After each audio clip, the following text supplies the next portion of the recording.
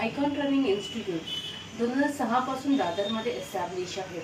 आतापर्यंत इथून 10,000हून जास्त मुलींनी व महिलांनी प्रशिक्षण घेऊन स्वतःचा व्यवसाय व नोकरी करत आहेत। इथे शिकवली जाणारी कोर्सेस म्हणजे फॅशन डिझायनिंग, फॅशन टेलरिंग, आरी वर्क, ब्युटिशियन, मेकअप, मेहंदी, नेल आर्ट, टीचर ट्रेनिंग कोर्सेस शिकवले जातात।